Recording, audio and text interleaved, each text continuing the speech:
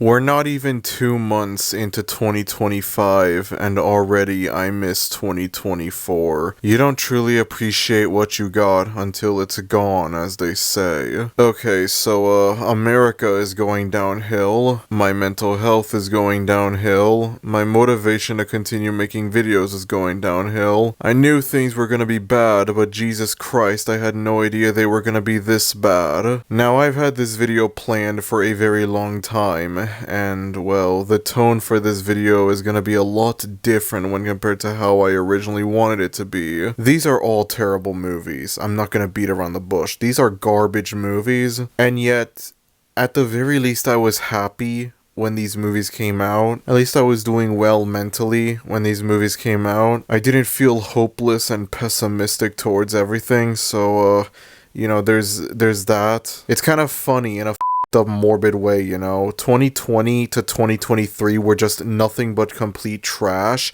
and then 2024 was like, oh, you know what, this year's actually not that bad. This is kind of okay in comparison. And then the clock strikes midnight and it's 2025, and all of a sudden everything goes back to being trash again. Like nothing ever changed. Like the 365 days that made up 2024, they just meant nothing. 2024 might have been a really bad year for movies, but you know what, at least I was happy. And when you really think about it, that's more important. But I'm not here to go over my life and the way it's been right now. I'm here to talk about some really bad movies. Before we go over the main list proper, I want to very briefly give out a few dishonorable mentions. Dishonorable mention number 1 goes out to Red One, a comedy, I guess you could say, with Dwayne "The Rock" Johnson and Chris Evans as they team up to save Christmas, I guess. This was a movie that I knew was gonna be bad going into it, and yet I thought it would be funny bad. The trailers for this movie had some of the worst humor I had ever seen for a movie. It looked like it was like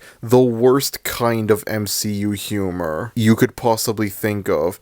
And I thought the movie would be hilarious because of that. It's funny because of how unfunny it is. And lo and behold, that's what the movie ended up being. The best and worst thing that I could say about this movie is that it's exactly what you would expect from a Dwayne "The Rock" Johnson action Christmas comedy from 2024. Dishonorable mention number 2 goes out to Moana 2. This is a movie that doesn't have any reason to exist at all. Well, more accurately, it doesn't have any reason to exist as a movie. This was originally supposed to be a direct-to-Disney Plus miniseries, and it very much shows when you watch the final movie. It's mostly just a really generic, really unmemorable rehash of the first movie. It completely lacks a lot of what made the first movie so fresh. And it continues Disney's streak of putting out extremely mediocre animated movies. Except this one managed to make $1 billion just because it's Moana, just because it's attached to a beloved movie. This movie is no better than something like Strange World or Wish, and yet it was able to make more money than either of those movies just because it's a sequel. And that just makes me even more worried for the future of Disney's animated movies than I already was beforehand. All I'm gonna say is, I'm not looking forward to Zootopia 2. The final dishonorable mention goes out to a movie that I have actually never seen before. Now, I have a rule when it comes to making these lists where if I've never seen the movie, I cannot add it in onto the worst list or even as a dishonorable mention. And it's the same thing for like if a movie's good, I can't add it in onto the best list or as an honorable mention because that's not fair. But I am going to make a very special exception for this one movie. Dishonorable mention number 3 goes out to Emilia Perez. Now, again, I have never seen this movie, but I have seen a lot of people say that this movie is trash. Normally, I wouldn't pay much attention to that. There's probably tons of bad movies that came out in 2024 that I've never seen, and so naturally, I'm not going to talk about them on this list. But what makes this movie different is that this movie, for whatever reason, despite supposedly being trash, it's gotten a lot of nominations and stuff from different award shows. This movie got 13 nominations at the Oscars, including for Best Picture. And this is a movie that is supposedly really bad. So I have no idea what the hell the Oscars and like the people that run the Oscars, I don't know what the hell they see in this movie. And then if this movie ends up winning any Oscar, if it ends up winning Best Picture, I can't even imagine the show that will ensue. I know it's not fair for me to put in a movie that I've never seen before, but I'm making an exception for this movie just because I've seen so many people talk about how bad it is. And again, I wouldn't give it any sort of attention if it weren't for the fact that for whatever reason, despite being really bad supposedly, this movie's been getting a lot of award nominations, including 13 Oscar nominations. I don't know how the hell it was able to get that. I just don't know. Maybe one day morbid curiosity will get the best of me and I'll watch this movie, but that day will have to wait. Maybe this movie should be on the list proper instead of being on a dishonorable mention, but I don't feel like drastically changing the list just so I could squeeze in this movie and remove another movie. I'd rather just leave the list as is. So with all that said, let us move forward with the top 15 worst movies of 2024. Let us begin. Number 15 is Harold and the Purple Crayon. Now, this is a movie that I went into knowing that it was going to be complete garbage, but I knew it was going to be like funny garbage. You remember back in the late 2000s and early 2010s when you had all of those like cartoon character enter the real world movies? You know, stuff like the Smurfs and Alvin and the Chipmunks and whatever. Yeah, this movie looks exactly like that. This looks like those kinds of movies. Except this didn't come out in like 2009. No, this came out in 2024. Now, I'm sure all of you are familiar with the original Harold and the Purple Crayon book. I've definitely read this book before. Maybe at like kindergarten, as a bedtime story, I don't know. But I've definitely read this book before as a kid. I'm not gonna say that I have any sort of like huge attachment to this book or anything like that to make me angry at this movie, because really, it's hard for me to get angry at this movie because it's so surreal. It's one of the strangest movies I think I've ever seen, and that's why it's at number 15. In the original book, the titular Harold is a little boy, and for whatever reason, they decide, you know what, let's have him be a grown man in this movie, and let's have Shazam of all people play Harold. Why the hell not? Now, to give the movie some credit, I will say two unironically good things about it. Number one, there are brief 2D animated segments in this movie that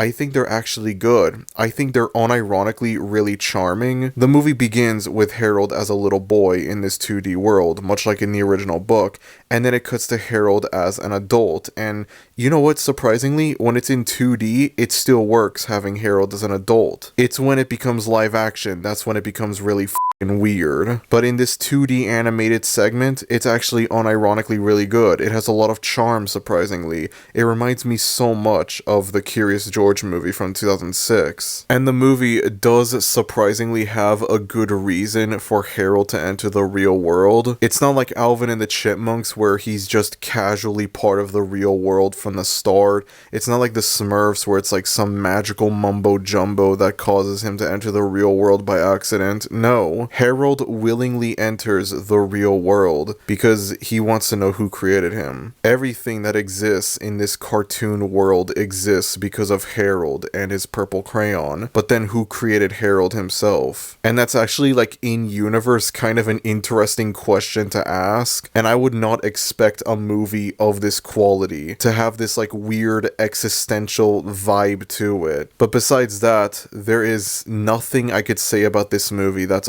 ironically good, but there is a whole lot I could say about this movie that's ironically good. This is such a generic shitty kids movie, and yet somehow it manages to be hilarious because of how generic it is. It feels like a generic kids movie from 2011, except somehow this came out in 2024. I was in the theater just dying of laughter at the idea that like a movie like this could come out in 2024 and not 2011. Think of every cliche that these movies have, you know, the Smurfs and Alvin and the Chipmunks, Yogi Bear, Garfield, etc. Think of every cliche that these movies have, and I guarantee you they are in Harold and the Purple Crayon. And it's made even worse, but also even funnier for this movie, just because of when it came out. It is an incredibly generic kids movie, but it's also hilarious because of how generic it is, because it's like an outdated form of generic. If this came out alongside like, I don't know, Horrid Henry the movie or some shit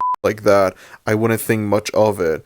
but it's the fact that this came out in 2024. That's what makes it hilarious. Unfortunately, given the stuff that would come out about Zachary Levi, who plays Harold in the movie, shortly after it came out, I'm not exactly sure how much funny bad the movie can be upon rewatch. I would have thought that Zachary Levi being some like QAnon MAGA anti-vaxxer would make the movie even more hilariously bad, but no, not really. It kind of takes away from the funny bad nature. I understand I have the option to separate the art from the artist, but I'm not entirely sure if I want to be able to do that for this movie. Of course, this is just my way of doing it. I'm sure for other people, you can still enjoy this movie as a hilarious dumpster fire, even with, or actually no, because of the fact that Zachary Levi is a terrible person. As I mentioned before, though, I'm not doing very well so far in 2025, so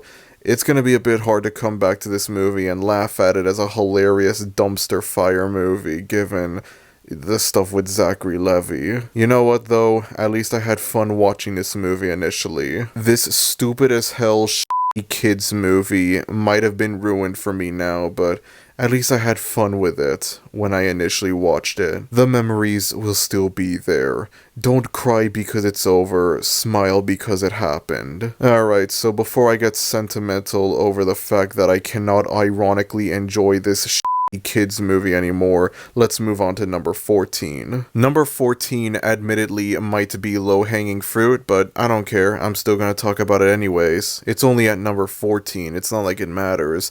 Number 14 is Despicable Me 4. Now I have to admit, I don't know what I would have expected out of a movie like this. What could I have possibly expected out of what is technically the 6th movie in the Despicable Me series? Now, I will forever stand by my belief that the first Despicable Me is unironically a really good movie. Almost 15 years later, and yes, Despicable Me turns 15 this year. No, I'm not sorry for making you feel old. And this movie still stands as Illumination's best movie, which is honestly kind of sad when you think about it. Despicable Me 2 and 3 might be inferior movies in comparison, but they still have their moments. There are still funny moments in these movies from time to time, and most of all, they actually feel like they have a reason to exist. Whereas with Despicable Me 4 over here, it feels like it exists solely for the sake of existing. This movie exists just because they have the ability to make a 4th Despicable Me movie, and so they go on to make it. This movie has such a serious direct-to-video vibe to it. I don't know what it is. It's like the concepts that are in this movie, it's extremely obvious that they're running out of things to do with these characters. Stuff like Gru having a son and the superhero minions and whatnot, the whole plot of Gru having to move away with his family to a different community, it radiates that direct-to-video energy. It's like, you know those like direct-to-video Disney sequels from the 90s and 2000s? This feels similar to that, even though this is obviously not a direct-to-video sequel. This is a proper theatrical sequel to Despicable Me. I think the villain for this movie as well also adds to the weaker direct-to-video feel that this movie has. Now, the Despicable Me movies, they don't have amazing villains or anything like that. I don't go into these movies expecting deep, complex villains or anything like that, but I look at the cockroach-themed villain that this movie has, and I just look at his gimmick, and it's like, you know, the previous movies, we had a Mexican wrestler, and then we had like an 80s child star. And I don't know why, but this cockroach-themed villain just feels a lot less creative in comparison. It gives off more of that vibe that, yeah, we're running out of ideas. He's also barely in the movie as well, so, you know, that's another thing. Although it's not like the movie would be significantly better if he was frequently in it. The most that I can really say about this movie is that it is exactly what you would expect from what is technically the 6th movie in the Despicable Me series. And yet, despite that, despite the bad reputation that Illumination has, there are rare moments where this movie can make me laugh. Sometimes I embrace the Illumination quality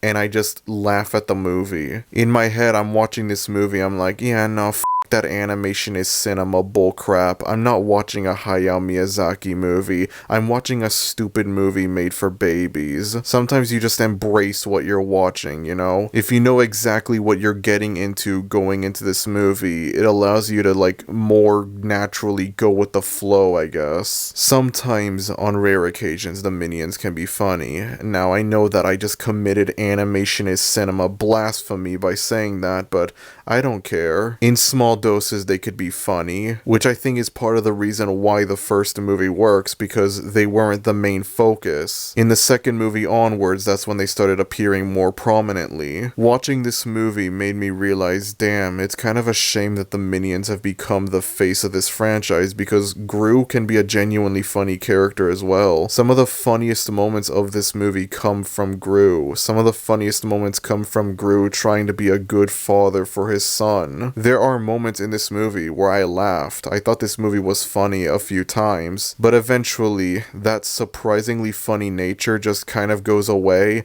and what you're left with is just another typical standard Illumination movie. It never gets to a point where the movie is awful or unwatchable or anything like that, but eventually you're just like, yeah, this is what I expected from Illumination. This is exactly what I expected from Despicable Me 4. There's 4 of these damn movies now. I don't know what I was expecting from this thing. This movie is watchable, but again, it's your standard Illumination fare. Again, I know this movie might be low-hanging fruit, but it's at number 14, okay? If this was in the bottom 5, then I would understand where you're coming from. But it's only at number 14, so it doesn't really matter. It's low-hanging fruit, but it's not that low. I will say, though, this movie does have one of the hardest posters I've ever seen for a movie. Seriously, there is no reason for this poster to go as hard as it does. Alright, I think we should move on now. Number 13 is, for once on this list, not a movie made for babies. It is the remake, reboot, I don't know, thing for The Crow. Now, I've got to admit something. I have never seen the original Crow from 1994. There are only 2 things that I know about this movie. Number 1, I'm well aware of the tragedy that happened with Brandon Lee on set of this movie. And number 2, this is apparently the only good Crow movie. There would be 3 subsequent sequels to this movie, 2 of them being direct-to-video, none of them being good from what I've heard. Before finally, almost 20 years later, The Crow comes back with this new movie in 2024. And believe me, this does not feel like a movie from 2024. I kinda want to go easy on this movie because this movie did go through development hell. It was apparently in development since December of 2008. But at the same time, that doesn't really change the fact that this feels like a movie from like 2016 or 2017 rather than 2024. This movie just has that like trashy, edgy aesthetic that was prevalent around that time. Like that SoundCloud emo rap aesthetic that's like extremely out of date for 2024. This movie reminds me so much of that one DC movie from 2016 whose name I cannot say because I don't want to risk getting demonetized, and no, I'm not calling the movie on a live squad either. I have standards, damn it. I have standards. It has the same sort of like try hard edgy vibe that one 2016 DC movie has, and sometimes it can be funny because of that. Sometimes the movie can be funny bad because of that. The chemistry between the 2 main characters is so awkward to sit through. You see these 2 characters together and it's like, it's impossible to look at them without thinking of Jared Leto's Joker and Margot Robbie's Harley Quinn. More specifically, all of those pretentious, well, so deep, unintentionally funny memes that people would make about these 2 characters from around this time. And that just adds to the hilarity. Unfortunately though, as you go further along into the movie, the try-hard edginess stops being funny. You get used to it, and so it's not funny anymore. And then the movie just becomes really, really boring to sit through. The movie is never unwatchable per se, but god, it's a slog to sit through. There's a scene early on in the movie with the two main characters. They meet together at like a rehab center, and I just want to briefly bring this up. Not only does the chemistry between these two characters remind me of Margot Robbie's Harley Quinn and Jared Leto's Joker from that one 2016 DC movie, but the general setting of it being at a rehab center and just certain elements of the plot during this part of the movie remind me so heavily of a later movie on this list. What movie is that? Come on, do you really expect me to spoil that? Of course not. When I watched this other movie, I don't know how I didn't put two and two together, but upon rewatching The Crow, this was the first of several movies on this list that I decided to rewatch. I was amazed by how similar this movie was to this other movie. And this movie came out only like a month before. This came out very close, and I was surprised by that. But I'll go into more detail about this later on when we talk about this other movie. So the main villain of this movie is like this rich billionaire guy who, I guess his whole thing is like he made a deal with the devil where he would send innocent people to hell as like a sacrifice, and in exchange he would gain eternal life, he would be immortal. And then there's a few scenes in the movie where like he sacrifices like these victims and sends them to hell. He just randomly jumps to the person's ear and whispers some spooky mumbo jumbo, and then that causes the victim to do something that ultimately ends their life. It only happens like 3 times in the movie, but every time it happens, it's absolutely hilarious, so it does add to the funny bad nature of this movie that it can occasionally have. I don't know if I want to say this whole movie is funny bad. This isn't like Harold and the Purple Crayon, nor is it like a later movie on this list where it's just completely hilarious in how bad it is and how incompetent it is, but it definitely has its funny bad moments. And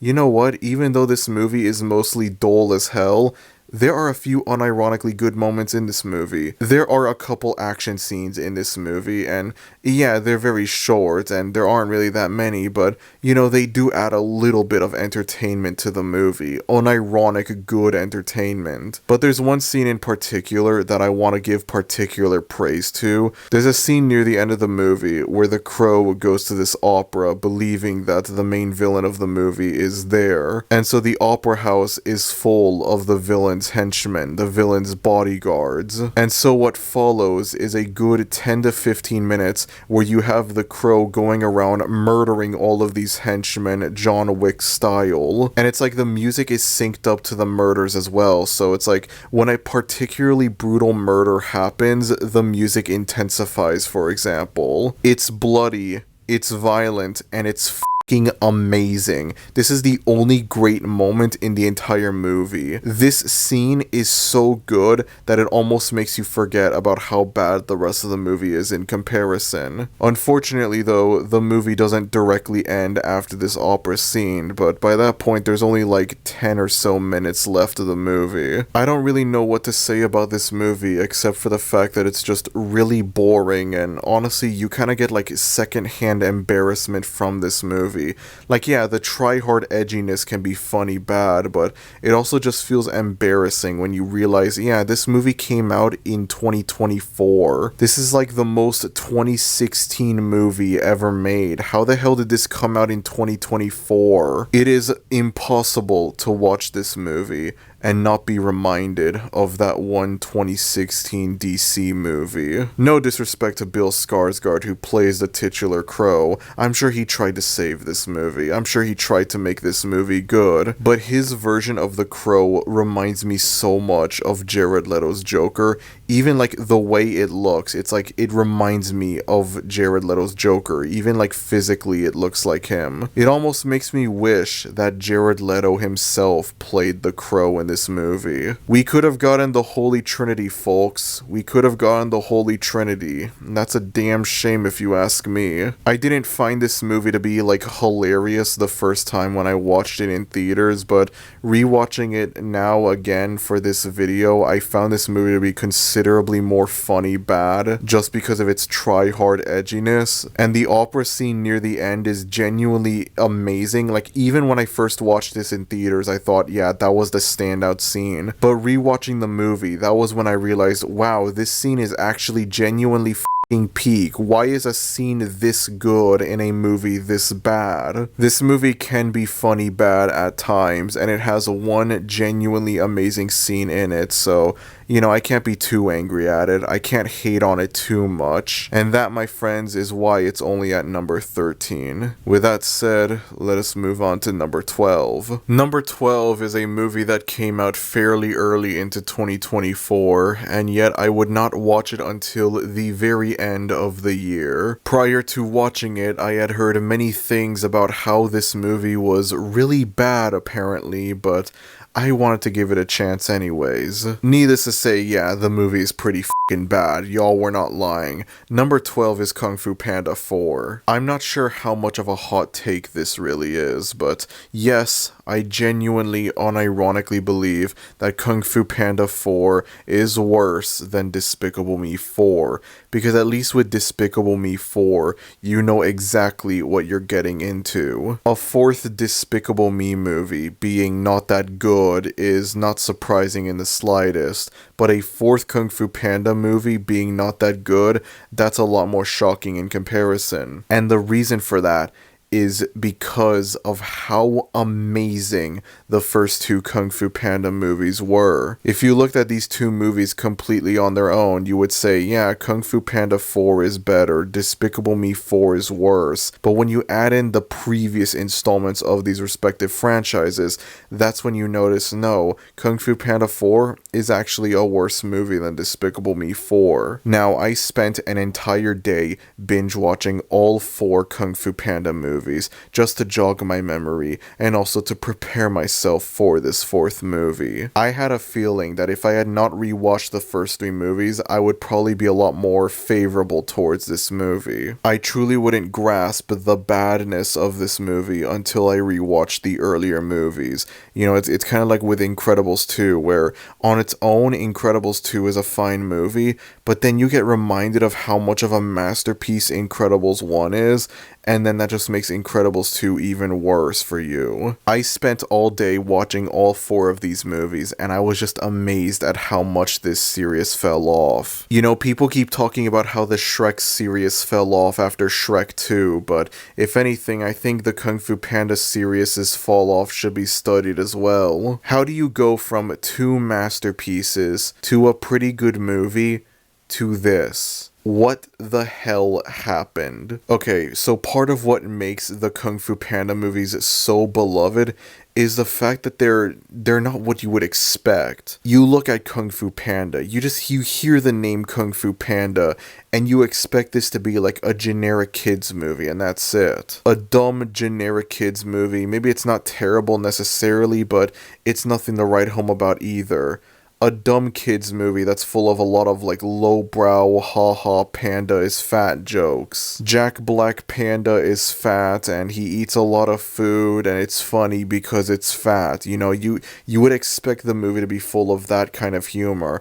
And yes, those kinds of jokes are in the movie. But to your surprise, the movie does have emotional scenes in it as well. The first two movies have genuinely hard-hitting, powerful moments that have no reason to be as good as they are, especially for a movie called Kung Fu Panda. What makes the third movie inferior to the first two movies is the fact that it's a lot more heavy with the comedy, no pun intended. Now, I'm not saying that the Kung Fu Panda movies are unfunny or anything like that, but the comedy is easily the weakest of the three aspects for these movies when compared to the action scenes and the emotional scenes. So when you make the third movie more focused on the comedy when compared to the action and the emotion, it's not as good, I'm sorry. The movie overdoes it with the whole haha pandas are fat jokes, to the point where eventually it just becomes unfunny very quickly. The third movie does make up for it though. It still has the great action scenes that the first two movies had, and it still has the emotional core that the first two movies had. It's not there as much, but it is still there, and that's completely absent in Kung Fu Panda 4. You look at Kung Fu Panda 1 and you compare it to Kung Fu Panda 4 and it's like the difference is night and day. Kung Fu Panda 1 is a masterpiece that people thought would be a generic kids movie. Kung Fu Panda 4 is a generic kids movie. The fact that the Furious 5 aren't in this movie at all, except for like at the very end of the movie, during the credits, that's the only time they appear, is a very questionable decision for the movie to make. I hadn't watched Kung Fu Panda 3 in forever, and so I thought it would be like, maybe there was something in that movie that would explain why they're absent in the next movie. But I rewatched Kung Fu Panda 3 and it's like, no, there's no reason at all. The Furious 5 are absent from Kung Fu Panda 4, seemingly for the sake of being absent. You still have Po, of course, but then joining him is this new character, Awkwafina Fox. No, I don't care what her name is. And so most of the movie focuses on Po and Awkwafina Fox trying to get to this city in order to stop the main villain of the movie, the Chameleon. A villain who has the potential to be interesting, but unfortunately is largely uninteresting. The Chameleon has a cool concept. She's able to shapeshift into anyone and anything. Throughout the movie, she could be seen shapeshifting into Tai Lung, the villain of the first movie, making people think that Tai Lung had returned and he's still alive. But unfortunately, she doesn't utilize this shapeshift ability all that much. She doesn't really appear all that much in the movie, and you don't really see her shapeshift at all besides a few occasions. She doesn't have the interesting backstory or motives that the villains of the first three Kung Fu Panda movies had. And I just find that to be a massive shame because she genuinely has a lot of potential to be interesting like the villains of the first three movies. Watching this movie will make you do nothing but appreciate how good the first three movies were. It will make you appreciate how surprisingly emotional the first two movies were. The first movie had Master Oogway's death. The second movie had Po's childhood flashback where he remembers his mom dying trying to protect him. The fourth movie over here has this really generic third act sad moment where Po finds out, uh-oh, plot twist, Awkwafina Fox is working for the Chameleon, and so the two of them split up, and it's like, it's so comedically generic when compared to in the first two movies. 5 minutes later, they're back together, so it's just, it doesn't have the same emotional weight that the first two movies had. Even the third movie had it as well. Kung Fu Panda 4 is primarily a comedy. It's not a very funny comedy, though. There are only 3 times in this movie where I laughed, and they're all at moments that weren't even supposed to be funny. The first time I laughed was the Mr. Beast cameo. Yes, Mr. Beast has a cameo in this movie. I remember people were talking about it before the movie came out, and reminder, this movie came out before all of the allegations about Mr. Beast came out, and I had completely forgotten about that until I watched this movie for the first time, and when I saw the scene that he was in, it was like, it caught me off guard, like a f***ing Five Nights at Freddy's jump scare. I suddenly remembered, oh yeah, Mr. Beast is in this movie for some reason. The second time I laughed watching this movie was in a scene where, I kid you not, Po just name drops the movie. There's a scene in the movie where Po refers to himself as the Kung Fu Panda, and in that exact moment I knew, yeah, this franchise has run its course. It's such a forced title drop that it ended up making me laugh. And then shortly after that, there's a chase sequence which, for whatever reason, has an oriental version of Crazy Train by Ozzy Osbourne playing in the background, and that's the third time I laughed at this movie. I was paying close attention to the background music and I was like, wait, this sounds like Crazy Train. And then I listened to it a few seconds more and it's like, wait, it is Crazy Train, what the hell? I know it's not a new thing for animated kids movies to have like licensed songs in them, but for them to like have a version made that like fits the movie tonally is definitely interesting. I've never seen that before. Instead of just playing the original Crazy Train, they're playing like an Oriental version, which, I mean, it's different at least. I'll give them credit for that, but it's just really surreal when you watch the movie for the first time. But besides that though, this movie just leaves you thinking, maybe it's okay to say goodbye to these characters. A franchise that once felt fresh and unique is instead just really generic and predictable. There's this whole thing in the movie's plot where Poe is forced to retire from being the Dragon Warrior, someone else has to become the next Dragon Warrior, and it's like, okay, sure, if the movie wants to do that, then fine, go ahead. The problem is, the moment Poe meets Awkwafina Fox, it becomes extremely obvious that, yeah, she's gonna be the next Dragon Warrior. How convenient. The character that's introduced in this movie, the newcomer to this franchise, yeah, she can become the next Dragon Warrior. Wouldn't it make more sense if it was one of the Furious Five? Oh wait, I forgot, the Furious Five aren't in this movie for some damn reason. DreamWorks is usually the GOAT when it comes to making animated sequels, but damn, this is a really bad movie. It kinda makes me scared for Shrek 5 in 2026. It kinda makes me hope we never get Madagascar 4, honestly. And yet I have to remind myself that this could potentially just be a bad fluke for DreamWorks. Kung Fu Panda 4 might be the worst DreamWorks sequel, or at the very least the worst DreamWorks sequel actually made by DreamWorks themselves, foreshadowing for a later movie on this list.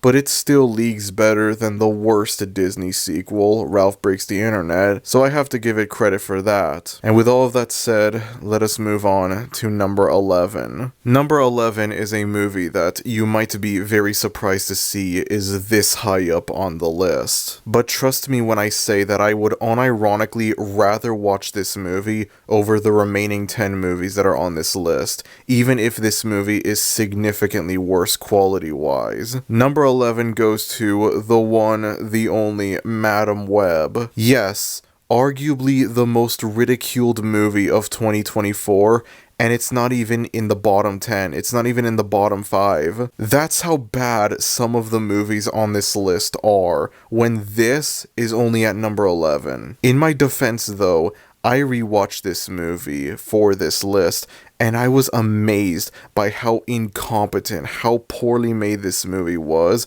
but I found it to be fucking hilarious in retrospect. When I first watched this movie in theaters, I didn't find it to be all that funny bad. I guess it was a little bit funny bad, but it wasn't enough to save it. It wasn't like Morbius, where it was just a hilarious dumpster fire. This one was like, it's a dumpster fire as well, but it's not necessarily hilarious. Only upon a rewatch did I find, yeah, this movie is genuinely fucking hilarious in how trash it is. I have never seen a movie this poorly made, this incompetent before in my life. A movie that has an absolutely stupid storyline filled to the brim with plot holes, just really terrible acting, and the craziest thing is that this is a proper movie. Like, this is a proper Hollywood blockbuster movie. When people think of infamous bad movies, they think of stuff like The Room and Birdemic and every Neil Breen movie, and it's like, what makes those different is those are all like weird obscure as hell movies that are made by complete nobodies. They're not from any major film studio. They have little to no budgets. They're just these small, stupid, obscure things. It's not exactly surprising that they turn out the way that they did. The Room is the most famous bad movie ever made. It's made by a bunch of unknown people. There is not a single famous person attached to The Room. It's not from any major film studio. The budget of this movie is presumably extremely low. And so you watch the final product and it's like, it's unsurprising with how amateur it is. It's not surprising at all. I know it feels weird to call The Room an indie movie, but it kind of is. It's not indie in the same way A24 is indie, but it's indie nonetheless. And then Madam Web, in comparison, this is a big budget Hollywood movie. Well, I don't want to say it has like a huge budget, but it's definitely not like a low budget indie film or anything like that. It definitely doesn't have the budget of, say, a Neil Breen movie. Let's agree on that. This movie is from a major film studio.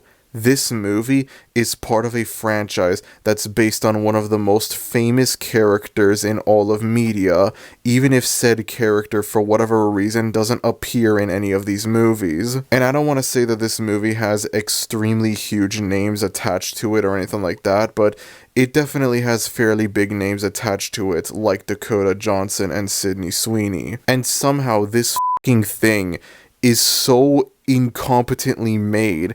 It's like almost on par with The Room in terms of its incompetence, except it's more professionally made as well. Like, this had a budget, there was a bigger team, you know. This is like a Hollywood movie. So for it to be on par with The Room quality-wise is just incredible. I want to try and keep these segments as short as I possibly can, but I think I'm gonna have to go a lot deeper as to why this movie is bad, because I have so much stuff to say about this movie. This might be a long segment when compared to some of the other movies I want to talk about on this list, so just bear with me. I made a video on this movie when it came out, and I gotta admit, I don't really like how that video turned out. I was mostly just recollecting my memories from when I watched the movie in theaters. I didn't have a cam rip at the time. I don't think there was a cam rip available for me to like base my opinions on. I just had to like remember everything from my head. Well, now I own the damn movie in my possession, and now I have the freedom to watch it whenever I want, so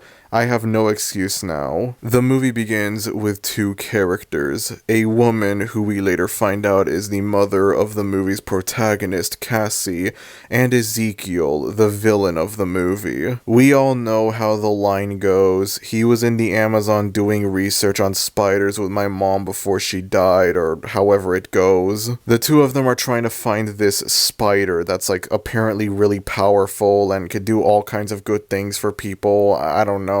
They end up finding the spider, only for Ezekiel to shoot Cassie's mom and take the spider all for himself. Cassie's mom is like, no, don't take the spider. We could do so many amazing things with it. We could help so many people out. And Ezekiel's like, nah, I don't care. Nobody helped me out when my family was starving. And I kid you not, that's the only sort of backstory the movie gives you for why Ezekiel over here is evil. This seemingly important detail is instead just regulated to a throwaway line at the very beginning of the movie that is never acknowledged ever again for the rest of the movie. Now, I don't have a problem with a movie having a villain that's just evil for the sake of being evil. Not every villain has to have some deep, complex backstory explaining why they're evil. It's okay to have a villain in a movie that's just evil for the sake of being evil. But unfortunately, Jack Horner, this guy is not. You either give your villain a backstory explaining why he's evil, or you don't. You don't include a quick throwaway line at the very beginning of the movie that's never elaborated on ever again for the rest of the movie. It's never further explored.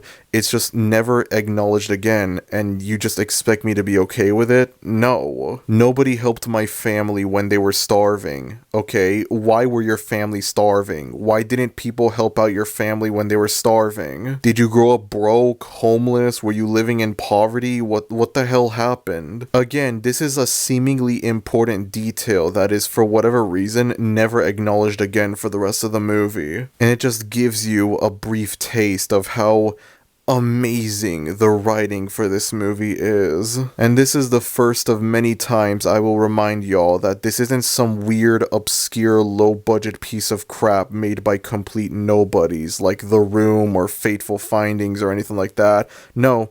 This is a professionally made Hollywood blockbuster. This is a proper Hollywood movie that has fairly big names attached to it. Just keep that in mind. This is from a major film studio. This is supposed to be connected to one of the most famous characters of all time, Spider-Man. Just keep that in mind. So then Ezekiel runs away with the spider, leaving Cassie's mom to die before this Spider-Man tribe appears. Okay, sure. They take her to this cave. A spider bites Cassie's mom, which I guess gives Cassie powers, I don't know. And then they deliver Cassie. Cassie is born just at the same time her mom dies. Now, this beginning segment takes place in 1973, And so we fast forward 30 years later to 2003, where we see Cassie as an adult now working as a paramedic in New York City. And just like that, even more questions come rolling in. We get even more of the movie's fantastic writing. The movie doesn't explain to you what happened with Cassie between 1973, when she was born, and 2003, where we see her now as an adult. Besides her mom, there was no other family member that was there in that Amazon search. Where is Cassie's dad in all of this? The movie makes a big deal about Cassie and her mom, but it never acknowledges her dad once. What happened to Cassie's dad? Is he dead as well? Is Ezekiel Cassie's dad? That would be a pretty good plot twist, I'm not gonna lie. As a matter of fact, it, that's my headcanon for this movie, because at least then that would make the plot of this movie make a tiny bit more sense. Did the Spider-Man tribe raise her? No, that can't be the case. There's a scene later on in the movie where she meets the Spider-Man tribe properly as an adult, and she clearly has no recollection of these people. There's a scene also late into the movie where Cassie reveals that she grew up in a foster home, and there you have it. There's another seemingly important plot detail that's just regulated to being a quick throwaway line that is very easy to forget about. Okay, so Cassie grew up in a foster home, fine. Presumably the Spider-Man tribe took Cassie to a foster home as a baby where they would raise her for all her life. That still doesn't explain why the movie starts off in the Amazon before suddenly cutting to New York City. Now, admittedly, I'm too lazy to pull up a map in order to confirm this, but I'm 99% sure that New York City and the Amazon are extremely f***ing far away from each other, and yet the movie just treats it like they're next door neighbors. Like, yeah, it's just a simple 5-minute drive to get from New York City to the Amazon. It's nothing big. Oh yeah, for whatever reason, Cassie just owns a lot of her mother's old stuff, you know, journals and photographs and whatnot. And it's like, why the hell does she have this stuff? How does she have this stuff? When the Spider-Man tribe sent Cassie away to a foster home in New York City, which, as we all know, is extremely close to the Amazon, did they conveniently make sure to include all of her mom's belongings as well, and expect the people running this foster home to know what the f*** any of this stuff is and what it has to do with their newest whatever? Furthermore, how the hell does Cassie even know that this stuff belongs to her mom?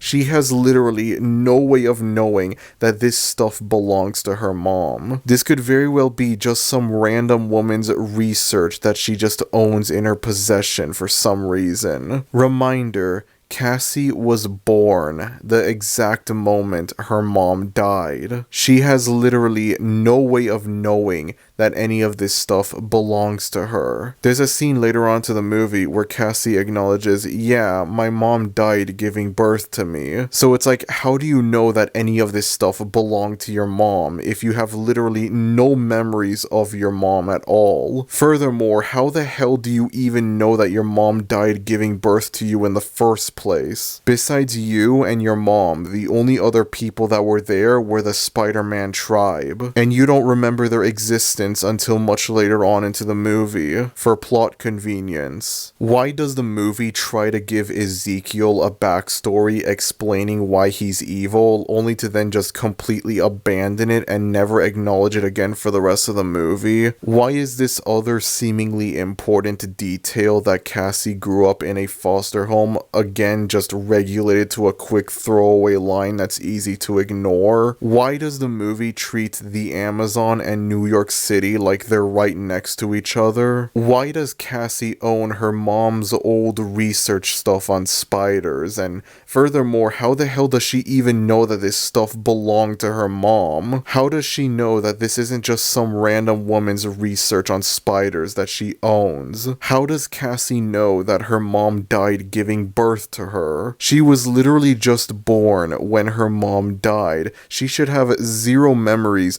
of her birth happening. It's not like there was any other family member that was there to witness the birth happening, so there is no way for her to know this. How does she know that her mom died giving birth to her?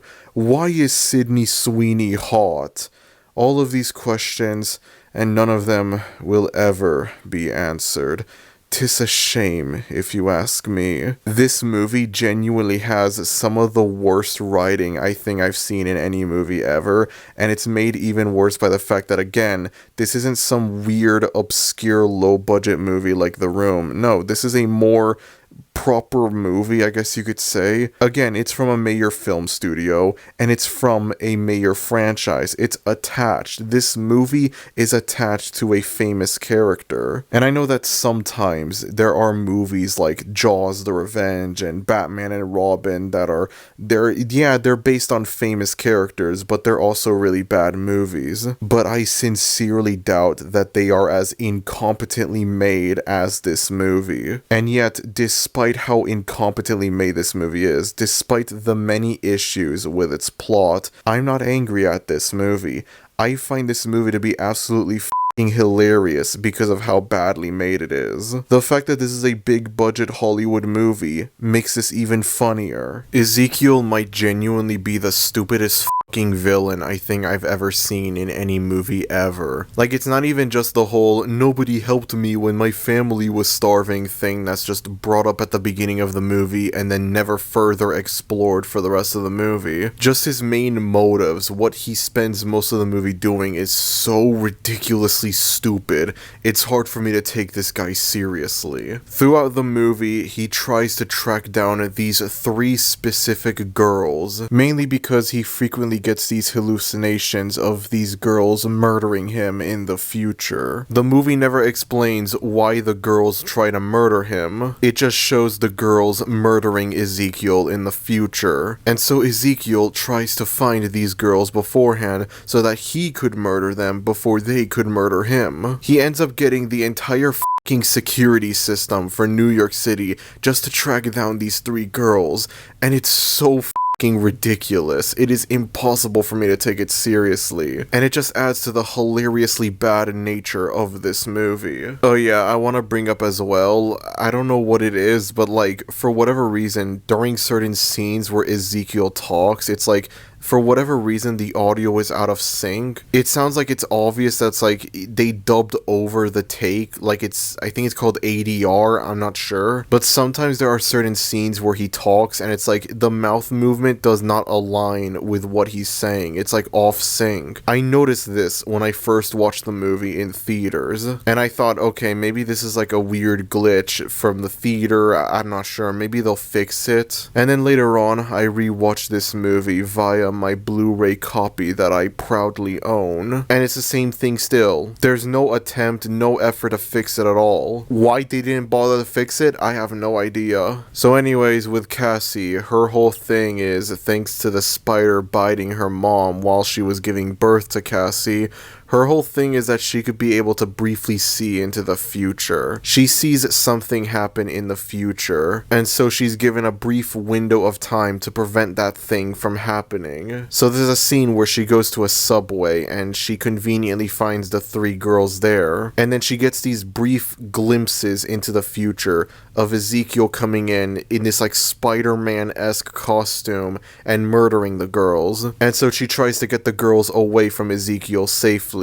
Oh yeah, as it turns out, conveniently, Cassie met these girls before. At the beginning of the movie, it is shown that, yeah, you know, like, she meets Sydney Sweeney's character at, like, a hospital. One of the girls lives in the same apartment complex as her. That sort of thing. Great writing. Very convenient. Am I right, folks? Am I right? Now, this is a superhero movie, but it doesn't feel like one.